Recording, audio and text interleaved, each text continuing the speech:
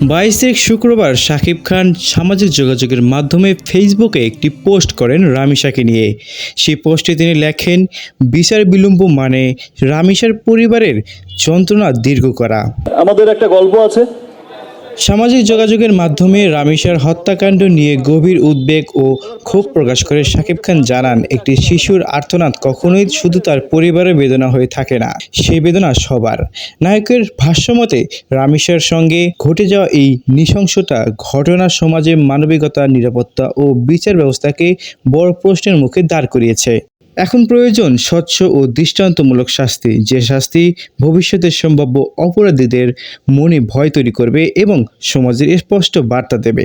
বিচার প্রক্রিয়ার দীর্ঘতা নিয়েও ক্ষোভ প্রকাশ করেন অভিনেতা। তার মতে, এখন সময় আইনের কঠোর প্রয়োগ। এমন জঘন্য অপরাধের ক্ষেত্রে বিচার বিলম্ব মানে ভুক্তভোগী পরিবারের যন্ত্রণা আরও দীর্ঘ করা।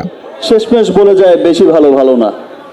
তারা আসলে গুণটাকে না দেখে না, তারা গুণটাকে শুধু শাকিব খান নন, সঙ্গীত শিল্পী কনক চাপা, উপস্থাপক রুম্মান রশিদ খান, এদের মতো আরও অনেকেই অপরাধীদের দৃষ্টান্তমূলক শাস্তির দাবি জানিয়েছেন। তো বন্ধুরা, আপনারা কি মনে করছেন রামিসার এই ঘটনাকে ঘিরে? তা জানিয়ে অবশ্যই কমেন্ট করতে পারেন আমাদের কমেন্ট বক্সে।